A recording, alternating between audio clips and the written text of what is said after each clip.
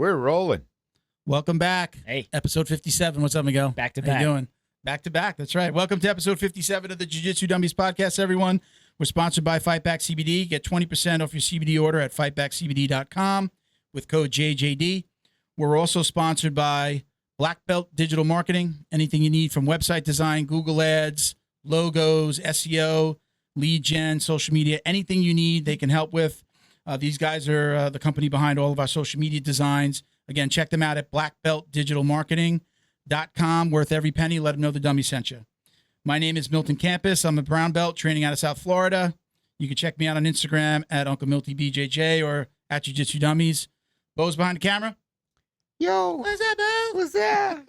Miguel, back again. Yep. We're going to do this every Thursday. Is this we good? Yeah. Rock and roll, Bo. It's in stone. Very cool. And we've got, waiting for us on the screen here, we've got Kody Steele. What's up, brother? How you doing? What's up? How's it going? Pretty good, Hey. man. Pretty good. Sorry about all the technical difficulties. No, But- you're good. That's Yeah. probably all me. But No. Miguel's got a joke Yeah. lined up. Go ahead. All right. What we just went through, was that your toughest match your whole career? Yeah, I was sweating pretty hard. Yeah. Hey, you persevered. I mean, honestly, I think you won by an advantage. Yeah. We're here. We got here. So how's it going, man? How's everything going? Everything's going good. Just been chilling and training. You're out in Austin, Texas, right? Yes, sir. Out here in Austin, Texas. That you live there, train there. Where did you live before? I think, are you from Washington State originally? Yes, I used to live in Washington State. I lived in Port Angeles and like Squim area. Oh, It's, yeah. Well, been there a bunch. Never heard Yeah, of No, that. just kidding. I don't like people know. I normally like describe it as Swim. like if people have seen Forks, like Okay. or not Forks, Twilight. Yeah, I know It's what like you in Forks. Everyone knows where Forks is, so I'm like, I was really close to there. Oh, Okay. There you go. What brought you? Did jiu-jitsu bring you to Austin? No, we just kind of like me and my family, we moved all over the place in Washington. It was like every year, every like 2 years, we would just move somewhere, and it was just crazy. So then the weather, small. We lived in a really small town, and then we just decided like, yeah, we need to get out of here. So we ended up just picking Austin, Texas. It was really sunny and nice weather here, so then we ended up coming here. Friggin', who would have thunk it'd be like the new mecca of jiu-jitsu, right? Yeah. I know, it's crazy, right? I mean, if you do but like when I a moved Google- here, though, it wasn't like there was like barely any jujitsu. Yeah. If you just Google Austin and jiu-jitsu, it's just like dot, like all over. It blew all up. over. Yeah, it's crazy. Yep. And I mean, that's even before Rogan went out there, right? So Rogan doesn't get credit for this, right? Mm-hmm. It was already like that. Like everyone like ended up coming out here. Like I think like now, yeah, Joe Rogan's out here, Yeah. Elon Musk is out here, and just like it's crazy. So now there's just a ton of jujitsu. Yeah. Yeah. Now So tell us about the beginning. You started as a wrestler, correct? Mm-hmm. Was that Yeah. back in Washington State? Were you a kid doing wrestling? Yeah, so I started wrestling in like the 7th grade. Like I didn't even want to wrestle. I just did it because like all my friends were like, "Hey, we're gonna go to the wrestling meeting." I was like, Nice. "What the fuck?" I was like, weird. And then I was like, I go with you guys. And then I just ended up really liking it. So like I started when I was in 7th grade. So however old that was, like 13 or something. And Yeah. then 12. I did like two years of middle school wrestling, and then I did 2 years of like high school wrestling, and then I moved to Texas and didn't have any wrestling here. So I only did like pretty much like 4 years of wrestling, not a lot. Did you jump right into jiu-jitsu from that? Was it like there's no wrestling, but there's some jiu-jitsu around? I got some. Yeah, I just remember I was like confused. I was just like, I was in the wrestling room and I was like, I don't even know what I want to do with my life. Like, Yeah. but I do want to do this. I want to do something like this, like where I'm just like wrestling dudes or something. I don't know. But like, I ended up finding, when we moved here, I went to my high school and we had no wrestling. So then I was like, damn, okay. So after football season, I just looked up, because I was thinking like I wanted to do MMA. So I was like, all right, let me see what this is about. So I just looked up a bunch of MMA schools, ended up finding like jiu-jitsu. And then I was like, if I want to do MMA, I should maybe like, since I already have a little bit of wrestling, let me do some jiu-jitsu. And then I just kind of like got sucked into the jiu-jitsu world. What Nice. age? What age is that? I was like 16. 18. I was just about to turn 18. Okay. I wasn't sure if you Yeah. were one of those one of those kids like in our gym where it's like 16. at 16 he gets his blue belt, at 17 he's got his purple, at 18 it's like real Right. super quick because they've been doing it since they were so little. So you didn't. So you wrestled 4 years, and then high school for 2 years you didn't do anything, and then you found jujitsu, or you did it your sophomore year.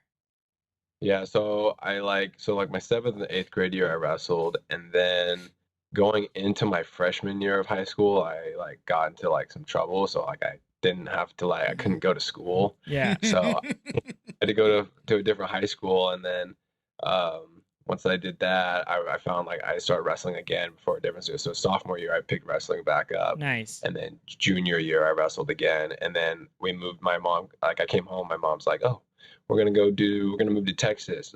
You either stay here, finish your year out, or we can just go to Texas." And then, like I said, I was in a really small town, so I was like, man, I don't know what I want to do with myself. But I know Austin's like a city, so I know like there's a lot of opportunity out there. And then I just like typed it, like I said, once I got here, I realized they didn't have any wrestling at my school. So then I was like, all right, next best thing is probably MMA or jiu-jitsu. Nice. So MMA, Mm-hmm. you're doing backflips in cages now, right? Is that what backflip did I say? The backflip, I saw the no-gi backflip. Was there an MMA backflip too? Look at him, he's smiling, he's so proud. Not yet, but You haven't done an MMA I don't think backflip? so, no. That was on the, we were talking about it before. That was the no-gi. I was talking about that knockout where the guy was walking away from you with your power hand, like facing Yeah. forward. That must have been how like, did you see that as an opportunity? Because like you're already like pretty elite, so like your like hand-eye coordination, just like your reflexes, a lot of things. I mean, you've stuffed shots from the Rotullo brothers, you've stuffed shots from a ton of people. You know what I'm saying? Mhm. This guy, I bet Yeah. did it look slow-mo, like his face was just wide open? Yeah, I think I remember like in the fight, I just wanted to come after him. Honestly, I was coming after Yeah. him, and then I kind of had like a game plan in my head. I kind of did like half of it, but I remember I was just like putting like such a big pace on him that he was just tired. And Yeah. then in my head, it was like he was either gonna try to crack me once, like just try to knock me out, or Yeah. he was just gonna try to survive the whole fight and be like, oh, okay, like I didn't get tapped out or I didn't get finished by Right. Cody, So I felt like those were the two things going in. And then I think around like second round, he was starting to get real tired. And then the third round, I just felt like he was running a lot. Yeah. So I threw a couple like right hands, left hands when he was trying to run away, and I was like, okay, I'm gonna catch him with one of these. And like in the third That round, was I kind of perfect. gonna run off. So was this in your mind? Was this always the plan? While you were training jiu-jitsu, did you always know you wanted to kind of pivot into MMA as well? Or were you always training? Yeah, I always wanted to do MMA.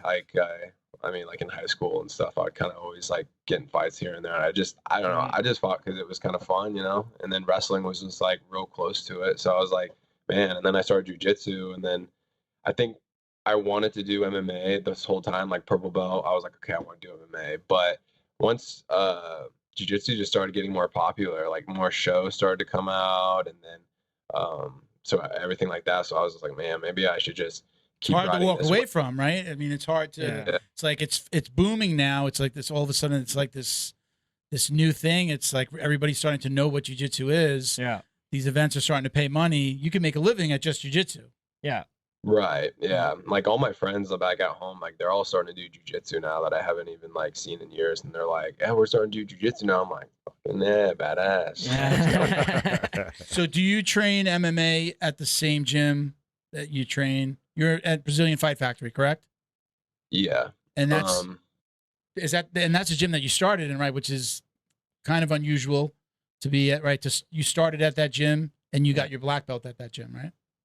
Mm-hmm. Just checked Yeah. for a little bit too, I think. Yeah, so I train, like I started as a white belt with my professor Rodrigo, and then he's brought me all the way through black, and then he's kind of like guiding me and stuff, telling me what I need to do, all that. And I do like pretty much because there's no MMA around here in Austin. It's like all in Dallas and Houston and San Antonio, but more Dallas and Houston. So I just do like I have a couple of guys who used to do MMA, and I have like a couple of guys I work with, and then I just do a lot of drills on my own, and then I go to like a stand up to do like Muay Thai. I'll go to this place called Ambush, and then I go to San Antonio because they got some like tough guys, like stand up guys over there who like fight in glory and everything like that. So like wow.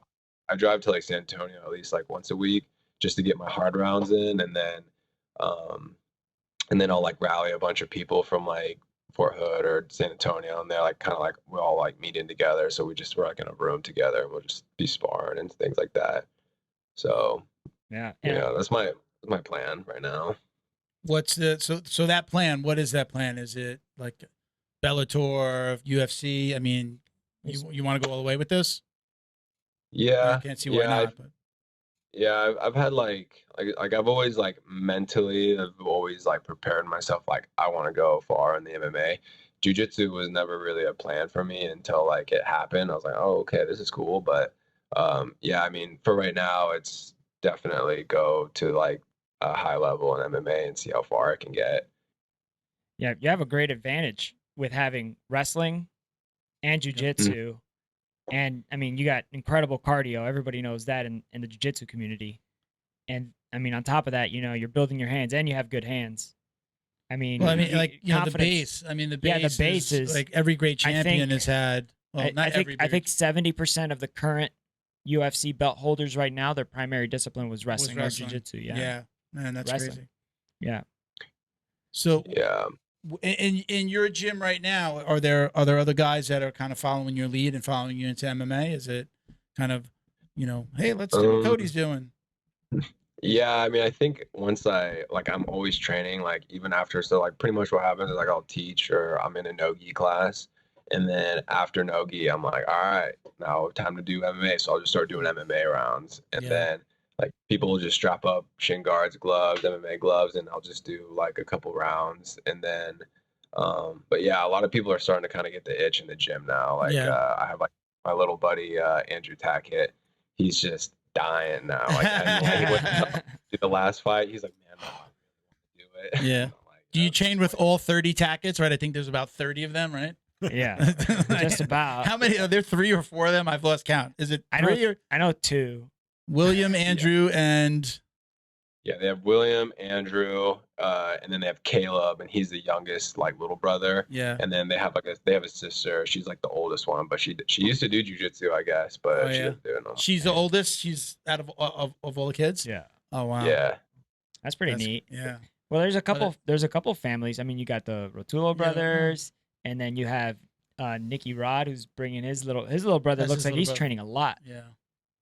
Well, and then you have Gordon, and then Nicky, and then. But again, well, that would have been a great. I mean, it's a great story as it is, but imagine the sister was like a champion too. Oh yeah, that'd be sister, cool. 3 brothers. She could have the house belt. You don't know. What about William and well, Caleb's too small, right? So, but what about Will? Is he looking to do MMA or is he? Nah, he's not. Yeah, I think like MMA is like you have to have kind of like a mentality for it. Like you have to be kind of like mean and like you want to have to hurt someone. I don't think he's that. Like he's like the nicest person. Yeah. Stuff.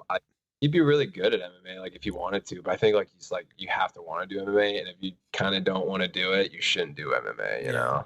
Does he ever throw on the gloves and spar with you? No, he just kind of like sits on the side, and then he'll like watch, and then he gives me like a lot of advice from the outside, like the jiu-jitsu part of it, because he's really smart. Like we watch UFC all the time, and then he'll study it. He likes it. He just doesn't like to fight people and punch people. You guys have pretty much come up together, right? I mean, I think did you ever train at another gym, or you were just always at Brazilian Fight Factory? It was just always me, and then eventually they came over. Like we ended up meeting each other back when, and then we kind of linked up a little bit, and then I went and trained with him, and then after that I was like, you should come try my school, and then he just loved it. You guys, I was watching. I don't know if you heard when we were trying to get connected. I said I had like Flow Grappling on for the last couple of days in the office, just on the screen, and I watched your podcast that you did with Flo and him. You guys are pretty tight. I mean, you guys are really close, right? I mean, you do we all know we developed these relationships in the gym, but you guys have been together how many years now? Man, I don't know. It's been a while. Yeah. Like, yeah. I mean, that guy's like, he's like my brother, you know. So he's more like family to me than anything, you know. Like if I didn't have him, I definitely like my jujitsu would be good, but it wouldn't be where it is today without him and his brother, you know. But he's helped me a lot, and he's just made me a better and nicer person too. He's a really nice guy. Softened you up. Yeah. Let's go back to the backflips. I want to know where those backflips came from. When did that start? Was that just something you do in the gym that you played around with, or I mean, do you like drill that? Like, I'm gonna do this in this next competition. I don't honestly, I don't know. I mean, like when I'm in the gym, like we kind of get like really like high. Like sometimes we'll do like specific training, like who can score first and things like that. And like I don't know, like people around the gym, they just start getting loud. People go, hey, they start yelling when you start scrapping in there. And I'll just do a bunch of random crazy movements and scrambles. And Nice. I don't know, like I never practice them. I never drill them. I'm like, oh yeah, there's a cool mat, there's a lot of crowd, there's a big people, there's all these lights. Like I'm gonna throw a backflip out there. You've said that before in previous interviews. He's like, if I'm getting paid, he said it a couple times. If I'm getting paid to be somewhere and there's lights and there's a nice stage, I'm gonna give him a show. Like I'm gonna go out there. I don't want two guys sitting there stalling. No, man, that's the worst. Those are not the fun events. Dude, you definitely win or lose, your fights are fun to watch. You know, thank you. Hands down. Yeah.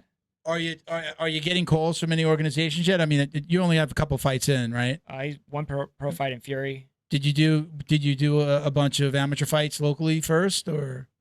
Well, I'm still amateur right now. Okay. Yeah. So like I pretty much like my plan, like how I'm doing it right now is just I did like a couple smokers and I did a Muay Thai tournament, like a kickboxing tournament. What's a smoker? Should I know what a smoker is? Smoker's like if you like end up you go to a gym or you go to somewhere and then it's like you guys are going like there's like people around and then it's like it's not a fight but it's a fight. And, Fight club? I was like, okay, so like I remember like I went to this smoker and then they're like, all right guys, just remember we're just it's just pretty much like practice, but we kill each other. Like, okay. All right. And like I get to the place and it's like we're in a cage and I have gloves on and I have shin guards and there's all these people just surrounding the cage and I'm like, and then this guy throws like a spinning heel kick to my face. And I'm like, okay, yeah, fuck that, we're going. Yeah.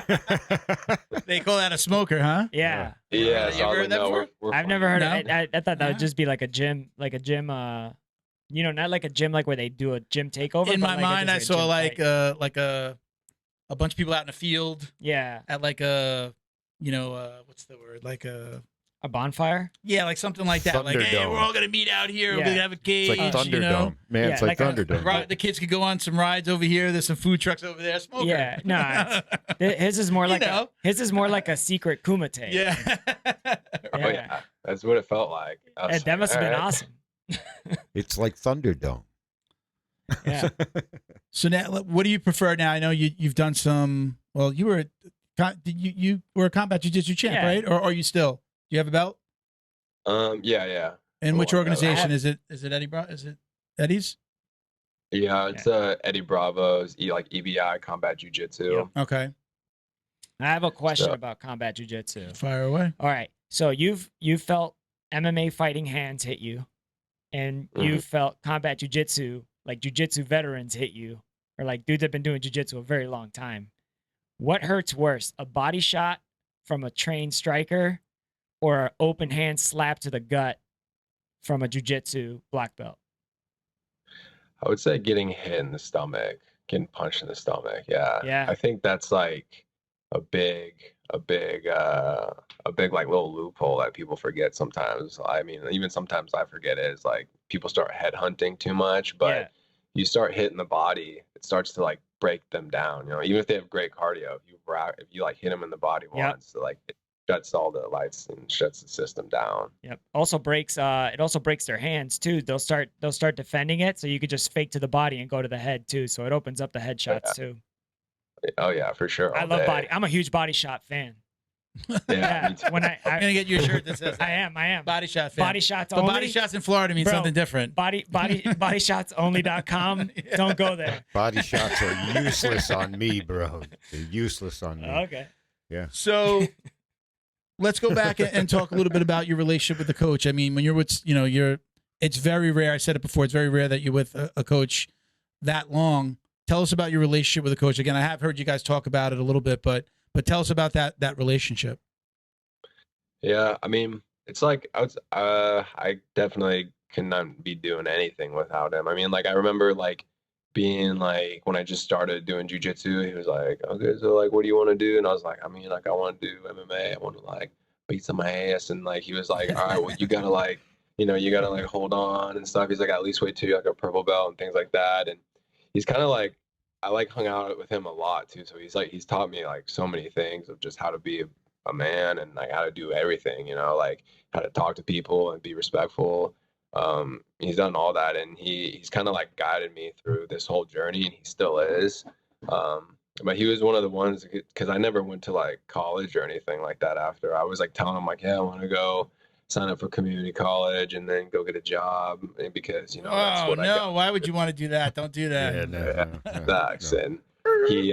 And he was telling me, he's like, you're good at jiu-jitsu. He's like, if you just commit to this like a real job, or commit to this like if you're going to the university, and then when you get a black belt, the doors can open for you, so like you can make a living out of this. I was like, all right. And then I just kind of like listened to him. I just treated it like if it was my job. Like every day I had to wake up in the morning, go do like some conditioning, or I'd have to like wake up, go to jiu-jitsu class, and then train again at night. And I just treated it like my job. Like he kind of definitely opened up my eyes about like being consistent at something for over the years.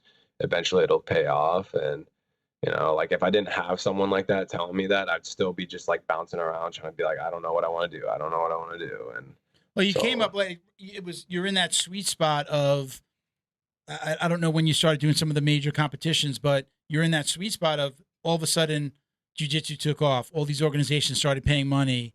Third Coast Grappling, Kasai. WNO, Kasai. All of a sudden, right? I mean, when did you get when was the first time you got paid? At what belt did you first get paid to do a jiu-jitsu event? I think it was brown belt, maybe. I mean, like I got paid at like Fight to Win because I did like some purple belt matches, but it was like literally nothing. But like, and I still didn't even think of anything of it. And then once I turned brown belt, like the thing was like I felt like at the time, a lot of competitors were competing IBJF, and I mean, you just spend money going there, and then you get a medal, and then a cool T-shirt. But most of like everybody was doing those tournaments, and then even if you win the tournament, they just look at the picture on the podium, who's on the podium, who's on the podium. They don't even watch your fights. So then, like me and like William, we were just like, all right, what do we need to do? Like, how are we going to stick out? What are we going to do? And like, I think like at the time there was like, just all these little tournaments going on, like through Flow Grappling, or just little brackets with cash prizes. So we were just chasing the money and fighting on anything and everything that had money. Like the guy would be like, all right, if you can get over here, then we'll pay you this much. And then we're like, all right, so we just put our money together, go fly over somewhere, we go fight a couple guys, win some money, and then come back home, and then we look for the next thing. And then that's all we did. We were just chasing the money and fighting. That's awesome. That's awesome. Give me 1 second, guys. I'm going to shout out these other sponsors. So we're going to start out with DD214 Fightwear, at DD214_Fightwear. Gear for the war on PTSD. Get 15% off your online order at DD214BJJ.com with code JJD. Huge shout out to Flow and Roll, Flow_N_Roll on Instagram. Both got Flow and Roll shirts on today. Repping. Get it's 30% off right now. Yep. 30% off to the end of October for your online t-shirt, rash guard, or gi orders with code JJD. He's upped it. Okay. He's basically coming out with a whole new line. Yep. So he's getting rid of all the old stuff. So, right.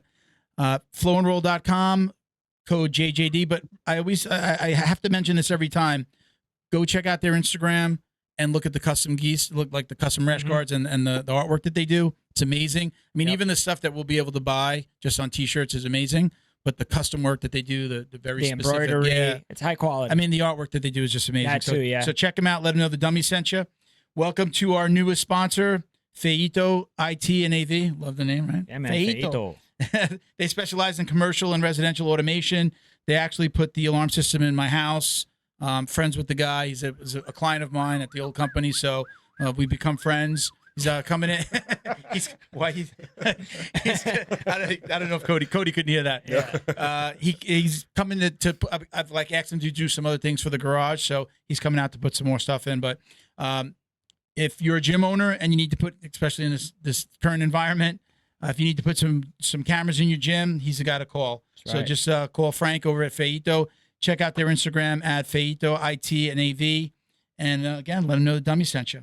All right. Don't forget to like, comment, subscribe, share wherever you're watching or listening. If you're watching us on YouTube, don't forget to click the bell, get notifications each time we post a new video. All right. Cool. All right. Thank you, Cody. The cow.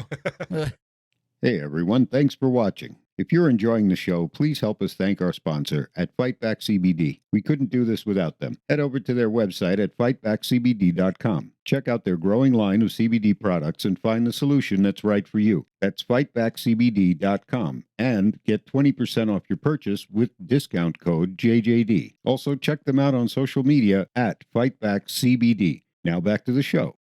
Bro, I listened to that Spanish I don't know if song the other you're day. picking up all the comments in the background, Cody, but there was just a mooing sound. I heard that. You heard that one, right? So let's go back to your relationship with your coach. He's been encouraging this entire time. He's like, do it, held you back. Would you have been fighting when you were blue belt? Would you have like sought out MMA when you were younger if he didn't tell you, like, listen, wait, get your purple belt? Would you have done it earlier? Probably, yeah. Yeah. Like if nobody was guiding, because like also too, like I had like a little bit of wrestling and a little bit of jujitsu, and then just like whatever I learned in striking class, which was not much, but just like if I was ever sparring with someone that was even fighting at the time, like they'd be like, "Damn, you're really tough," and then they'd be like, "You should definitely do MMA," and then like I would have listened to those guys, you know. Yeah. So Yeah. he was like, "Wait till purple belt," and then I got to purple belt, and then it was like, and then when I got to purple belt, that's kind of when things started to change in the jiu-jitsu, and I was like, okay. And then actually, like the year I was thinking about going to MMA more at purple belt was when I met William, and then after that, like I was like, damn, like this kid's good, and then me and him just started training more, and I felt like my jiu-jitsu started like progressing a lot faster, because at the time when we were training, or when I was just training, I had like just my professor, and he's like 215 pounds, and then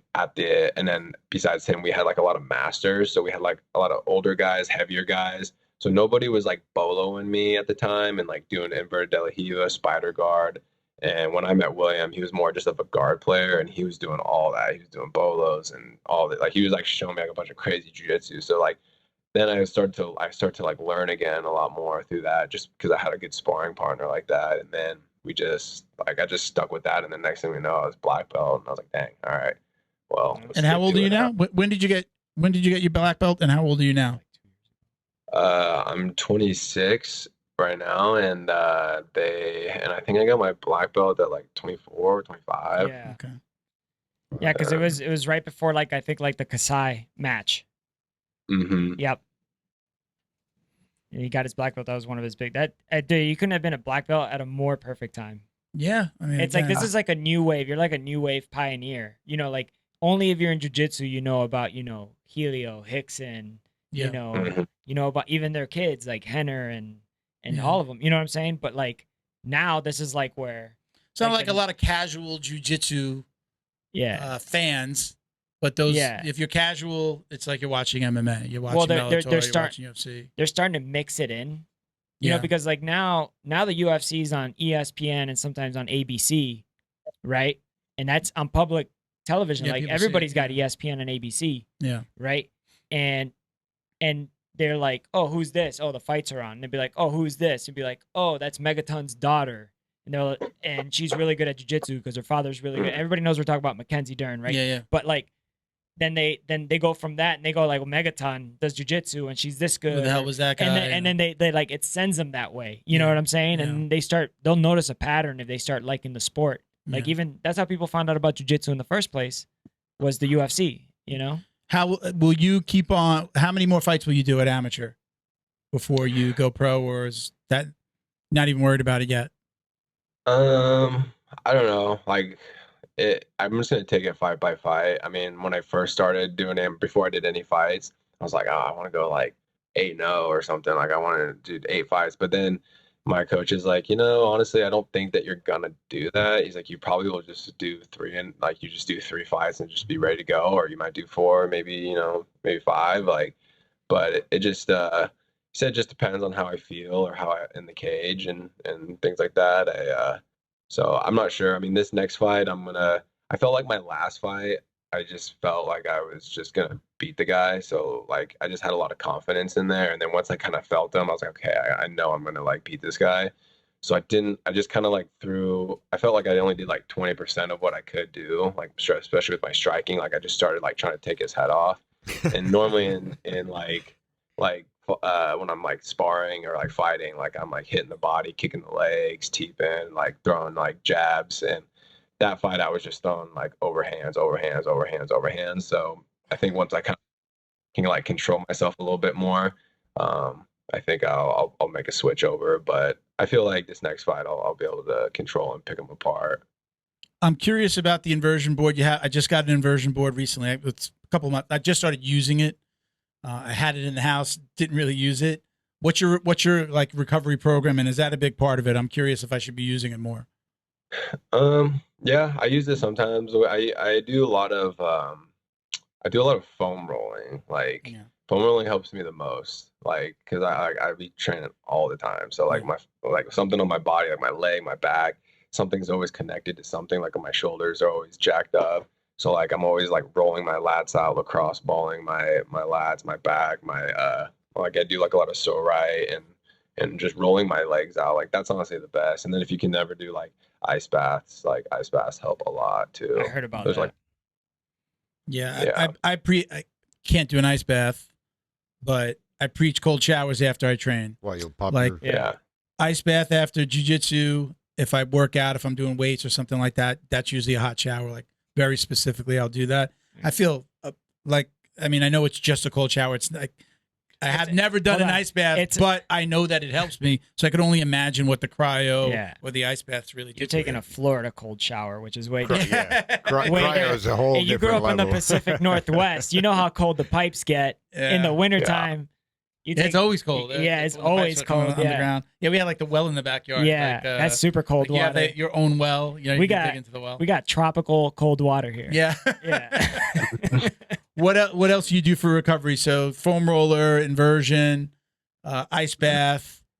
Do you are you like a supplements guy? Or are you like, taking everything under the sun? I should be like better about taking supplements. Like I'm so bad at it. Like I don't I'll drink protein shakes sometimes, or I'll drink like BCAAs. I try to drink BCAAs. Like if I come home, I'll at least like throw some BCAAs in, and then I'll just chug it down, just get rid of it, and then that's about it. But what I've been doing lately is like there's this place called like Restore, and they hook me up really, really good there. So like a lot of times like I'll go there, they have like Normatex, and they have they do like IVs and stuff. So like I'll just like if I'm like dying, I'll just throw an IV on and I'm good. Yeah. I wanted to do an IV. I wanted to do the vitamin IV or just a hydration. No, I don't. I'm not balling like that. You don't need it unless Is it you're really critical. that quick, Cody? Is it really that like hook me up to get an IV and like you feel like a different person? Yeah, just like it depends what like I get. They have a bunch of different type of like cocktails back there, but I just only do the one that's like for cover, which they put like glutamine and like zinc and things like that. Good. And yeah, it helps. I think it helps a lot. Like sometimes like I'll do it in the middle of the week and I'm like already feeling beat up, and then all of a sudden like it's Friday and I'm still training like pretty decent. So I'm like, all right, cool. You feel like if you do it like on a Wednesday, you're still feeling those effects for a couple of days? It's not just like I gotta do it every day. Yeah, I'll do it just once and then like I'll feel it like for at least like 3 days, I'll feel pretty good. And then I'll wait like maybe like a week and a half or something before if I decide if I want to do another one. But I don't like getting like the needles in my arm. Like that part sucks, but Yeah. I do like feel better Yeah. because like sometimes I'll like just forget to hydrate. Like I'll drink water and I'm like, okay, I'm good. And then I'll eat and then I'll just forget to drink a bunch of water. But if I take an IV, and I'm pretty set. Yeah. Man. What about like weight training? Is that part of your? I'll do like light weights, and I feel like it helps me recover. But like Yeah. I try not to go too heavy because I'm pretty heavy. I'm like 230. So like putting on mass at 48 is not what I'm looking to do. You know, I want to trim. Yeah. But do you? Yes, I know that you work out, but how does that work into your jiu-jitsu and your MMA schedule? I love doing weights. Weights is like one of my favorite things to do. It's almost like a kind of like a therapeutic thing for me.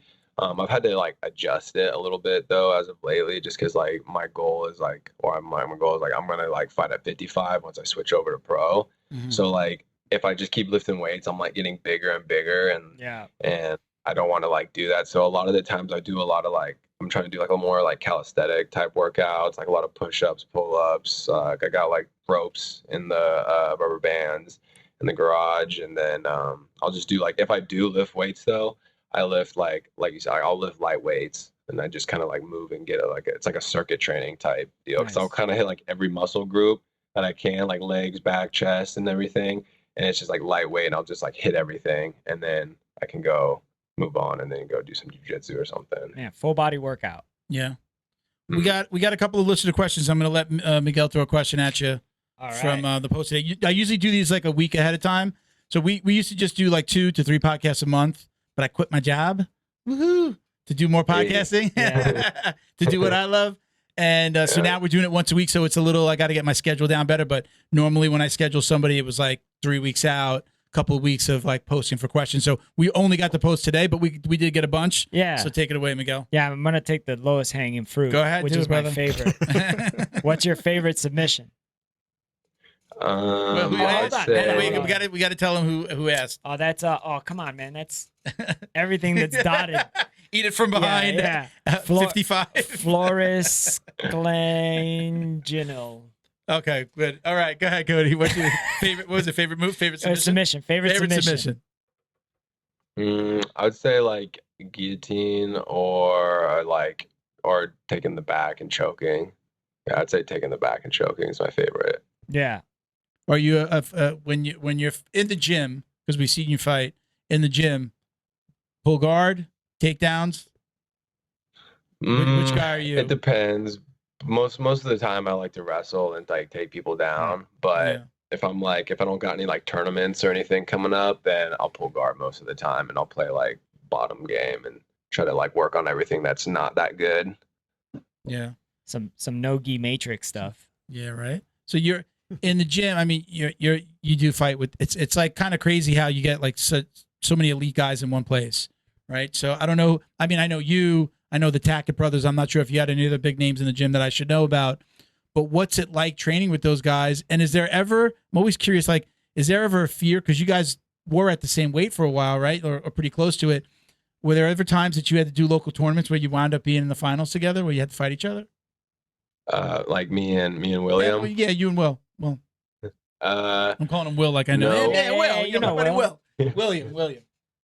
Mr. No, there was one time like we did this tournament and it was a gi tournament and it was like a ticket to go to Guam for like Mariana. It was like Mariana's Open. Okay. And like William was a blue belt at the time, and I was like, I just got my brown belt, and he was still a blue belt because he couldn't be a purple belt yet because he was still like too young. And we did this tournament, and like you got to win the ticket, you have to win like gold in your division, and then you have to win the absolute as well. So like I ended up winning my division and then going to the absolute, and then William fought some guy. He lost to this dude. I don't know. I don't remember how. I think it was like by points or something. And then that guy ended up not even doing the absolute. So William jumped into the absolute, and then we ended up being on different sides, and then we met in the finals. But they say like in IBJF, like if you're caught having a picture or whatever wearing like a brown belt and you're a blue belt or whatever, or a purple belt, like you can't like compete till you're actually a brown belt then, you know? So then there was like, he couldn't really go to the tournament if he wanted to. So then I just ended up having to like beat him for it. But I put him in a straight foot lock. So, you know. Wait, so I kind of got lost on that. So He wasn't allowed to do the Guam fight. So even if he did win, he couldn't go. Yeah. Because of his belt rank? Yeah. Oh, wow. He had to be a brown belt. They just let him jump into the bracket because they're like, he was like, well, can I just go into the bracket? They're like, okay, sure, or whatever. But he like put a brown belt on and then like fought. But like then when we took the picture, he couldn't like, it's even if he like won the whole thing, they'd be like, all right, you can go to the tournament. But then if he went to the tournament, they would have taken a picture and he would have had a brown belt on and then he would have got screwed and then he wouldn't have been able to compete in IBJF or anything like that till brown belt. Wow. Yeah. It's Man. you got to think about your career. Oh, shit. Yeah. I never thought about that. Yeah. Got another question. We got another question for you. Another one. We got a few. Another one. Let's see. I feel like I know the answer to this one. What helped you progress faster in jiu-jitsu than others? And that one was by Anthony Wanton. There you go. Nice. I mean, I think it could go a bunch of different ways with that. I mean, I would say like if you're like a white belt and you like want to be like, and you want to like grow and get good, I mean, obviously you got to train a pretty good amount. Like training once a week's not going to do it, or twice a week's not going to do it. I'd say at least, 4 to 5 times a week if you want to see like quick progression. I always tell people that like when I tell the white belts that they want to get good, I'm like, find a submission, find a sweep that you're just really good at. So if you're really good at triangle chokes, be really, really good at triangle chokes. So like if you can get triangles from everywhere, from mount, from your back, from standing, from side control, just get them from everywhere. Just know that you can finish it. So then it's like, if you're a white belt, but you have like a blue belt level of triangles, you can always pull that card out, when you're fighting in a tournament. You might be losing, 8-0 in a white belt tournament, but if you got that triangle choke that you've been practicing, and if you can throw it on and lock it on, you can finish it, and then if you go to blue belt, you should be like a purple brown belt level at the triangle already and stuff. But it kind of goes everywhere, and obviously you just got to be consistent, and that's like the biggest thing, I think, is just being consistent with everything. If you're going to train, you got to train every day and all the time. Is that what helped you, be kind of above the rest? Was it just your dedication from like the beginning of the story when your coach let you know, like, hey man, you started treating it like a job, and then you felt like that's what helped you?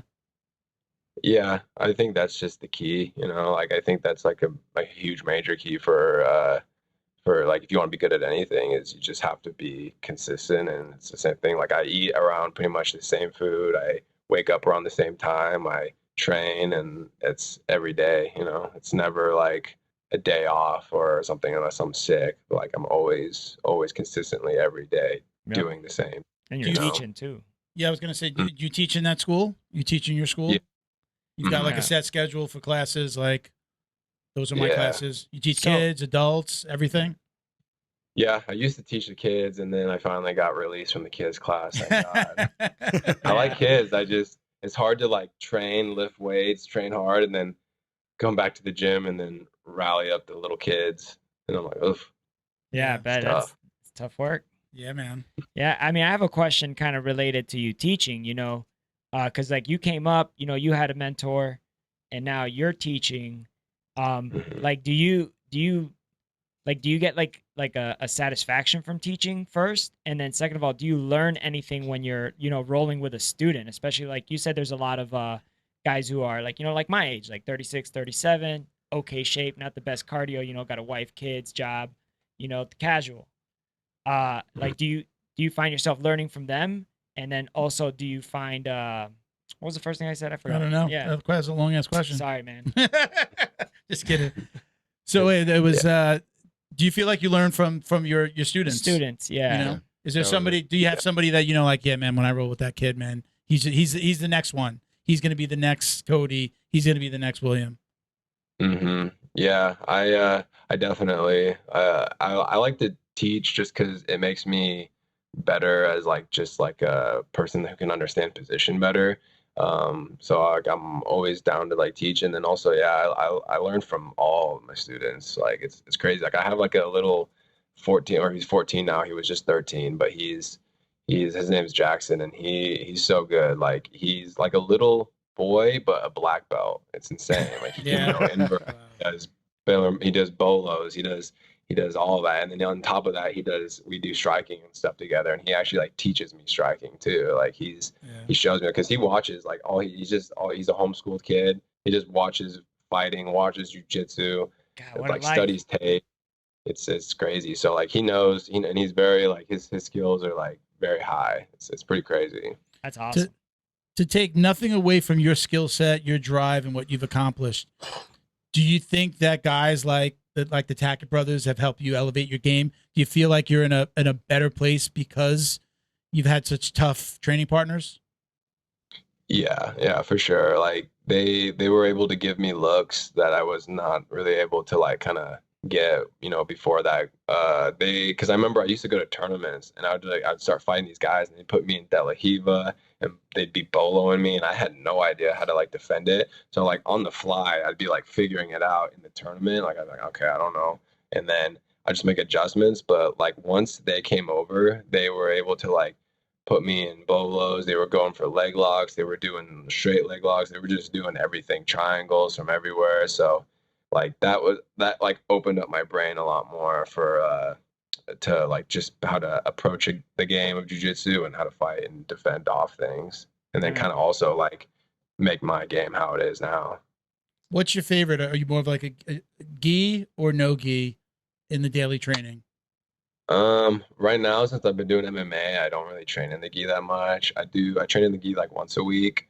You teaching in the gi, or do your classes that you teach, is it all gi? Is it no gi, a mix? It's a mix. I teach more no-gi classes, but I do teach a gi class. I like to train in the gi, but I don't really like to compete in the gi.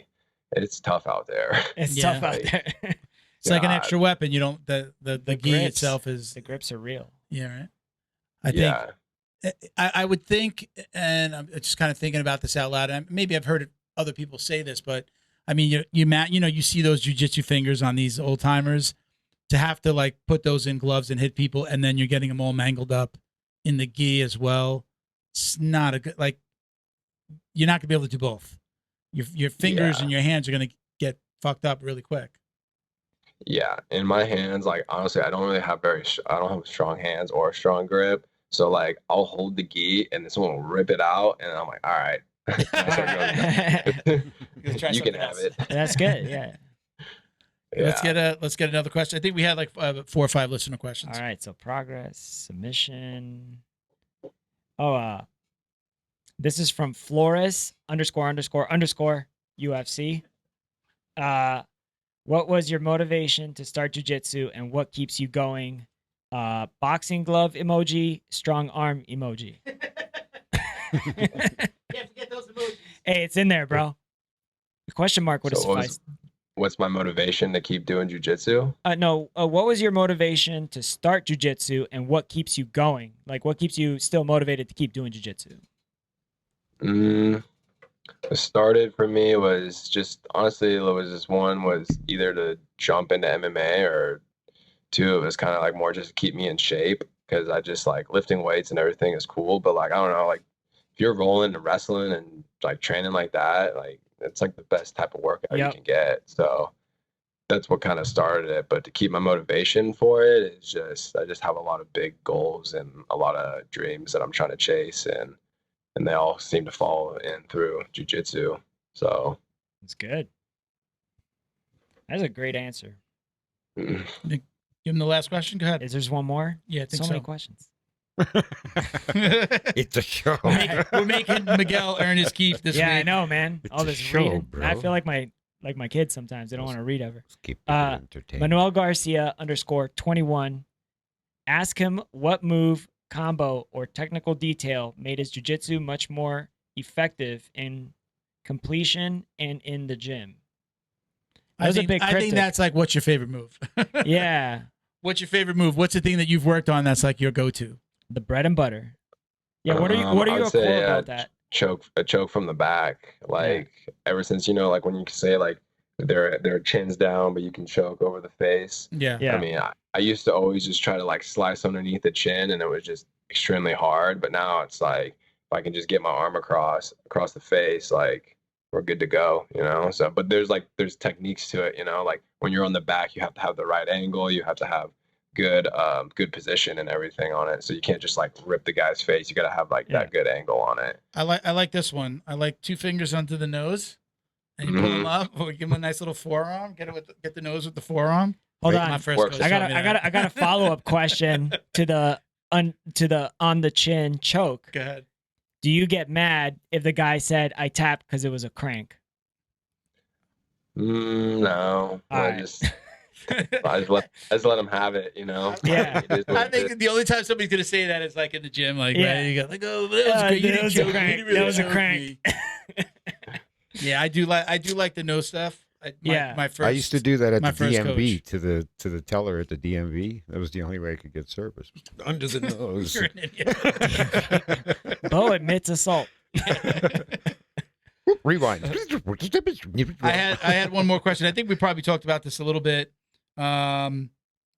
Just average training schedule. Forget about just the teaching. What's your schedule when you like, you know, you have an event coming up? Jiu-jitsu tournament or an MMA competition. I'd say like right now, it's just like it's like waking up in the morning. It's like doing drills, either like some boxing drills or say like my Tuesday. My Tuesday's pretty full, and that's how like most of my days are. Is like I wake up, I'll go do no-gi at 7 a.m. And then after that, I will do I do some sparring with some guys, some like kickboxing or some boxing MMA type sparring, and then around like 11:30, I got like more like competition no-gi training.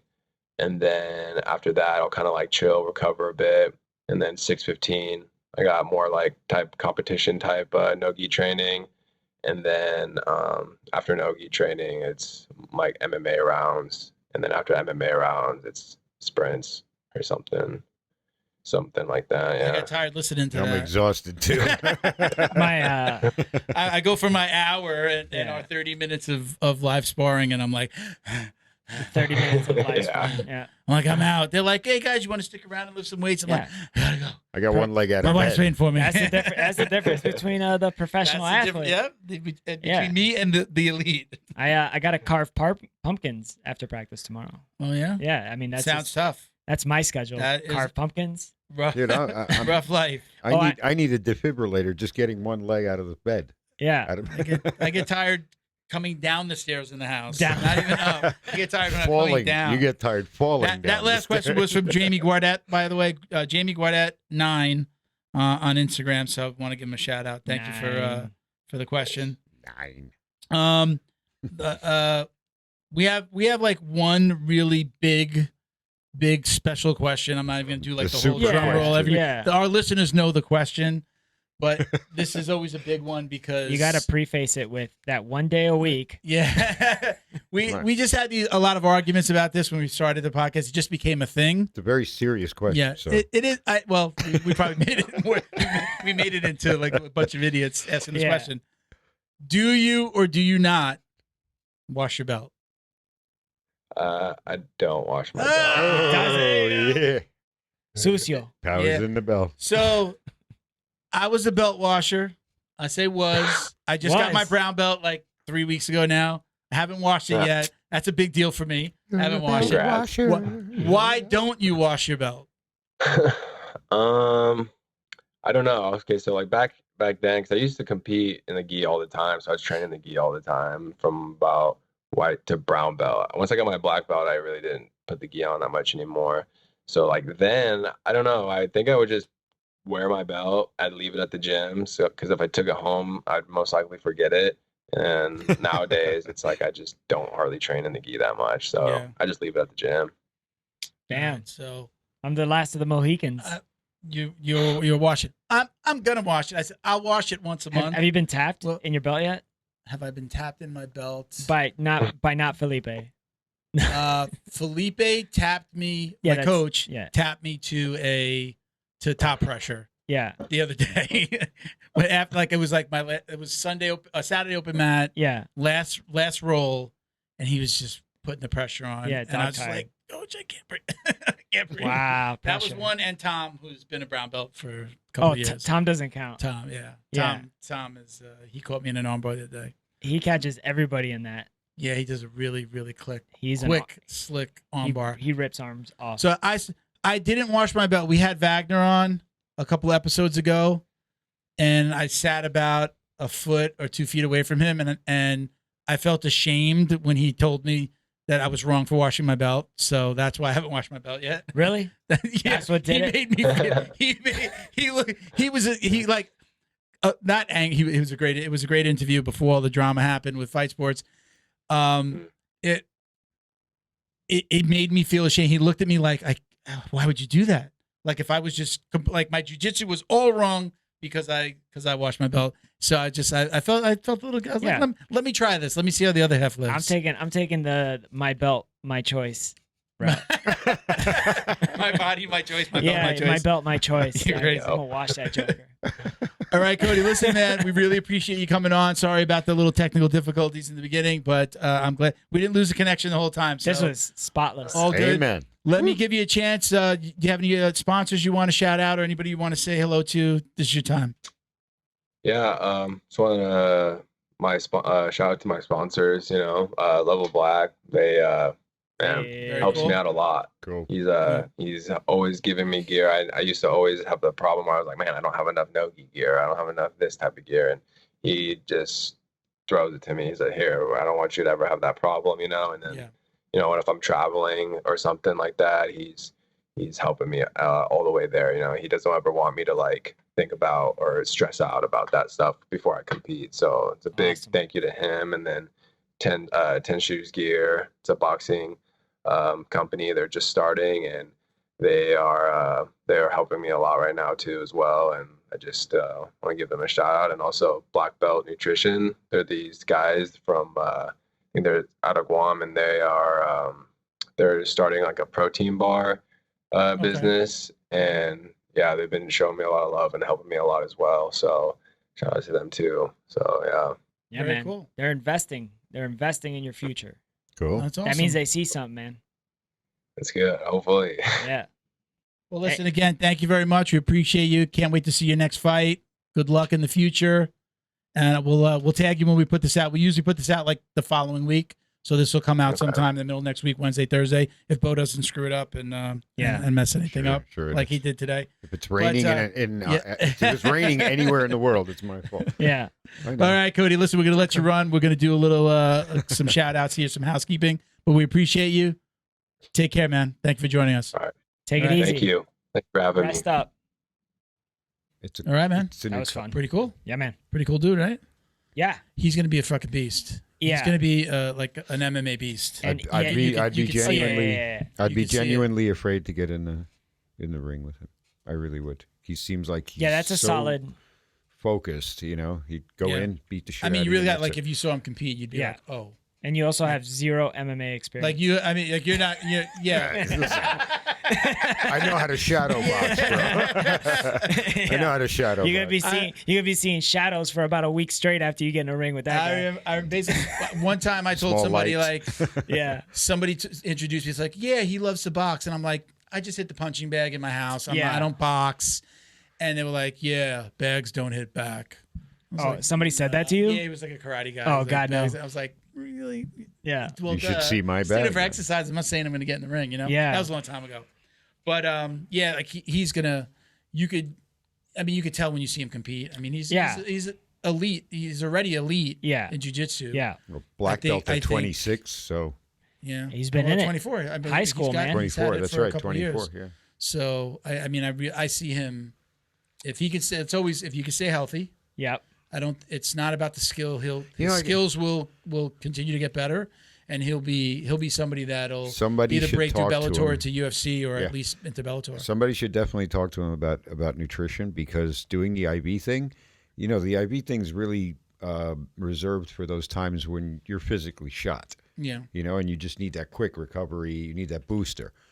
Jiu-jitsu competitor, believe me, you do. To be I able to bet. do the because I'm like him. I'm notoriously not a water drinker, Yeah. and that's so bad. You get dehydrated before you know it. Yeah. And that Chiropractor tells me all the time, boy, Yeah. you're getting headaches during the day? Yeah. Water. It depletes Water, you water, of water. vitamins because you got nothing to circulate those vitamins. So it ends up being excreted. So you end up depleting your body little by little by little by, and before you know it, you're going to actually need an IV. Yeah. So I like that. I want to try that. for him to do, Would you go try that? Have you ever done it? but do it only if you need it though. Like if you need a B12 boost. I'm going to or- say for Kody, oh, he's young we know right the now, training so that he it's- goes. I mean, I'm training 3 man. times a week and I feel depleted. Yeah. He's training all day, every day. He's training the 3 times a day. Yeah, it's his job. Yeah. And he's training other people, and then he's Bro, training how many for him, how many for how many coaches competition. and professors have you talked to, bro? Those guys are in pain all the time. Yeah. Man. It's like I'm in pain all the time. Yeah, Again, yeah. I'm training 3 or Well, 4 half hours of a that week. might Yeah. be a shortage of water and nutrition. Yeah. Yeah, which Or age. yeah. age. No, you get age, beat up, age. you know? Believe it or not, man, age is not that much. You'll see when you get an IV. All of a sudden, you're like, "Wow, I feel 12." No, but it's like, you wind up getting a bad back, a slipped disc, a shoulder, a tear, your knee. It's not just, hey, you're old and you're falling apart. It's, Yeah, I you're don't know. beat up. Maybe You're maybe beat the, up. the falling apart part though. well, yeah, I mean, it's, I tell everybody, I got 20% of an ACL. They got it was all downhill after 30 for me. Yeah. I remember, like, wow, it's harder to lose weight. Still not I can't get stopping, to the though. gym as much. Still not Now it's stopping. starting to work, but I wasn't training jiu-jitsu back then. Yeah. It was just really more like weight training. And again, I always had a punching bag hanging in the house. Yeah. I was in an apartment on the water in Fort Lauderdale, and I had my living room, no Yeah. dining room table, punching bag. You've been to gyms before, dude. You know the old guy at the gym that has both elbow braces, both knee braces. Stay away from that guy. And the belt. Yeah. And he's like 80, and he's in there still just like doing Yeah, shrugs everything or whatever. hurt, everything He's hurts. still His in there. joints are all fucked, Still in there, and he's still training. yeah. He I love loves those the guys. pain. Yeah, I love Yeah. those guys too, man. I love those guys, and then they're wearing the little the Yeah, the spaghetti thin- yeah, strap, thin strap. the There's always spaghetti that dude. strap tank. Yeah. Yeah, And oh, then the spag- Gold's Gym. Yeah. They're at LA Fitness, but it says Gold's Gym. Yeah, you they're know? repping the gym when they used to. You should have seen me when I was 30. 1930. Yeah, you're over there. something. You're over there in Struggle City with like 180 pounds, and there. I would love to try the IV just because I've never. I think other than Bro, it's not going, gonna- being in it's- the hospital, I want to see how it feels. It's literally the opposite of it's gonna kill you. Like whatever, let's just do it, see what it feels like. Yeah, no. Yeah. I want to give it a shot. You should give it And an IV. I'd love to do the cryo too. Yeah, that helps. I know, again, a cold shower makes me feel good after jiu-jitsu, and I feel different the next day. I Yeah. know that my body feels better when I do it. I know when I haven't done it how Yeah. that feels. So I can only imagine a nice ice bath. Well, or- cryo is like 30 Cryo. seconds. 30 seconds up to about 2 minutes because Yeah. it's so cold you will actually go hypothermic in that Yeah. time. Yeah, like you wear gloves Little and gloves, right? ear mitts. Yeah, Yeah. because you Might can have to get wear a little hat. frostbite. And I'm it's got to bold. be like underneath your neck they because give if you if you smell that gas, like you'll pass out. Do Oh, they give really? you Yeah. a something to protect your ship? Yo no Because that sé, shit bro. will freeze right off. man. Yo no sé. I Yo, don't know. anybody out there in South Florida, tag us. Tag us in How does a place that you go to. yeah? How does cryo work? Cryo and what is it called? The IV. There's a Cryo. ton of What, those. what are places. those? Yeah, what are they called? Vitamin Those ID. places? Vitamin IVs. IVs, Yeah. Your booster shots. I'd love to get that. I heard shot. about those from Rogan when he was touring with Chappelle because they like stay up all night and drink and Yeah, smoke. those guys do them before the show. Yeah, and then they would just like post up in the hotel room, and the vitamin IV people would come by. So that's like the wrong choices, IV. Yeah, That's like, okay. Made right bad choices. made think- bad decisions. I need Right an choices. IV. I saw Marcelo Cohen when he competed in Yeah. was this the Nogi in Texas a couple Mm-hmm. weeks ago. There was a picture of him with the IV in the hotel room. why not? Yeah, I'm sure fighters. legal. Yeah, I'm sure. Well, for fighters- recovery, yeah. for like immediate recovery, if you're in competition, you got to do next day Well, I would fight think again. I'd be that like, might- I'm going to be competing in a couple of days, maybe doing it the day before. Yeah, really man. feel like your best. before or sex or you need it. after cutting weight maybe. Yeah. Yeah, Before the sex you never have. yeah. To train too much, bro. Look at him. He's You- 2 days out. He's suffering. Did you you say you talked to the tribal guy? I haven't. I Patrick? need to. Pick it up? I've had such a hectic week, man. You got my message of putting you guys together. Oh yeah, right? yeah, I got it. Bo, you got that? I was reminded Right? as soon as I walked in and saw Super the cool, salsa right? thing. Yes, Yeah. I do. Bo, where can we put this? We got to put this in the studio somewhere. I feel like we got to put like a Probably like a hang it bracket under or the something. sign. Yeah. No, hang it under the Something sign like here. that. No. We put it under the sign put it, here, like, under there? horizontal. Under yeah, there. like Yeah, that. that'd be cool. That looks cool. And then when you get your, you can like swap it out. A little you show tilted. Yeah. what you mean. You got to tilt it so it's surf shop-ish, Yeah. kind of Yeah. surf shoppy. Like that. Yeah. I love it. There it goes. Yeah, we'll get it. Up there. I really just want to piss off my wife and hang it in the living room at home. Don't do that. No, bro. I'm just kidding. I'm going to email her that part of the episode. So yeah, that's at this tribal guy _ and you can check him out. His Etsy store. You can check out etsy.com/shop/this tribal guy. So check him out. Let him know the dummy sent you. A little bit of housekeeping, guys. Shout out to our podcast patrons, including our newest gym sponsors, Carlson Gracie Winter Haven in Winter Haven, Florida. CGWinterhaven.com at Carlson Gracie Broward. _Winter Haven. No, we got two of them. Oh yeah, that's right. And I'm turning my phone to this. I remember what I Yeah, did last time. Exactly. It was like That's why I Carlson said Gracie Winter B. Haven over there. Be Carlson Gracie Broward County in North Lauderdale. Big shout out to Big J. Yeah. Big Carlson shout out. Gracie Browardcounty.com at Carlson Gracie Broward County on Instagram. John Way over in Plantation. JohnWayMartialArts.com at John Way Martial Arts on IG. Huge shout out to our patrons, our podcast patrons, Jebediah Berra, Robert Walker, Frank House, Boa Athletics. Check them out on IG Boa. at BOA_athletics. Michael Pixley Jr., Jason Smiley, Britt Tavar, CJ Carroll, Mission 22, Chuck Reddoor, who was our last winner. He got a What do you get? $70 gift card to the podcast store and a bottle of CBD from Fight Back CBD. Does that podcast store gift was card our- that now was our- go on Flow and Roll to buy stuff? That one was to the shop. to the That one was shop. to the shop. We still have the shop open, but Okay. yeah, we're starting to slowly move designs. We've got the podcast logo Yeah. on the Flow and Roll with the little F&R on the back. So Yeah. very cool. So yeah, you can go to the if you click on the little hamburger menu and then Yeah. go to teams, or actually he wound up putting it out when that you open the hamburger menu at the bottom. It says Jiu Jitsu Dummies. Nice. So we've got one item there right now. Hopefully we're going to do more. We're going to do some coffee mugs and backpacks. Yeah. Just the drawstring backpacks. Yep. Because that's what I like to give out to the guests. So Right. we'll have them on the store, but he'll give me them. It's cheaper than what we're doing now, better quality, Yeah. and I'll be able to give out gifts to the guests when they're in studio. That's dope. So pretty cool. Dope. All right. If you'd like to support the show, visit us at patreon.com/Jiu-Jitsu Dummies. Join and be automatically entered to win up to $100 in Jiu-Jitsu swag every single month, what we were just talking about. Yep. We'll take any of the questions that came in today. Those people will go into that month's drawing Ooh. along with our podcast patrons. So it's everybody goes into a pool, and then we pick out one winner every month. Damn. Okay? Random winner generator. $100 in Jiu-Jitsu swag. Usually it's a little bit more. You know, That's we've done good. gis, we've done flow and roll gis. We did those flow kimonos. Remember That's when we were on the right. flow Yeah, that kimonos was way back in at the day? beginning. Those were That was dope. That was like the best thing that ever happened. We walking went in to an there. event and walked out. Every one of us walked out All with of a the gi gis. from a raffle. Yeah. Well, all bought I raffles looked and- at. I'm a gambler by nature, you know. So it's like I looked in there. It was an empty huh? bucket. It was an empty Tupperware, We and I won- was like, Milton, we gotta. I won messed three. up. I was giving the I messed tickets up because away. I told you. I saw it, and I was like, bro, I just put this money in there. Well, bro. you still got your name. I wasn't doing it because I wanted you to win. I was bragging. I wanted all the geese. At least he's At honest. Jiu-Jitsu Dummies on IG for Very all the, honest. for all the ways to watch. Let me do that again. At Jiu-Jitsu Dummies, obviously, for all the ways to watch, listen, and support the show. You can donate to our scholarship program. What we're going to be doing with the scholarship program is Yeah. we're going to slowly phase out the actual foundation, and the show is going to do a scholarship from now on. All right. Just a little bit easier for us to manage than managing a whole nother business under the foundation. Right. So we're going to let that go this year at the end of the year. By the end of the year, we're going to let the registration go, but we're still going to do it. And we Yep. still have There are three. the little guy, our first sponsor, Yeah.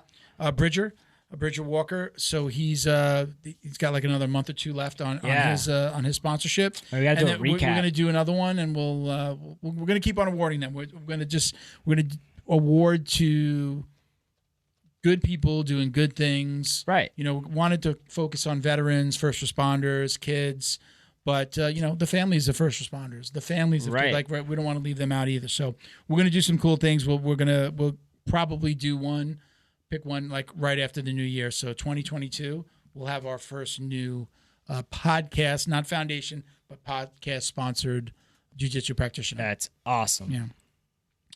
Yeah. Check out our podcast store. It's still open, jiujitsudummies.shop. Get 15% off with code JJD. Ranked rash guards, tees, backpacks, coffee mugs. Free shipping on orders over $50. We want to thank the We Defy Foundation for their support and all they do for the veteran community. Big up. They help provide therapeutic relief to disabled combat veterans through jiu-jitsu. Check them out at We Defy Foundation on Instagram, and you can donate anytime at wedefyfoundation.org. Another big shout out. I don't even have my headache anymore. Yeah. Fight Back CBD. Get 20% off your CBD order at fightbackcbd.com with code JJD. I had a horrible headache when we came in. Horrible. I put Fight Back on a couple of times before we started. Actually, like the delay in the beginning was good for me because I got to put it on a couple of times, and I feel good. I feel loosey-goosey. Loose. I might put some on before the car ride home. Yeah, man. It's great, man. So, what we're talking about is not Then is the not just epidural that he got. we're not Yeah, talking. epidural. Where are we? Which camera are we on, Bo? The freeze. That your CBD camera. roll on. Yeah, your camera. Yeah. I'm talking about the freeze. I didn't just rub CBD oil on my Yeah, neck. no. Nor did freeze I. roll on. It's freaking awesome.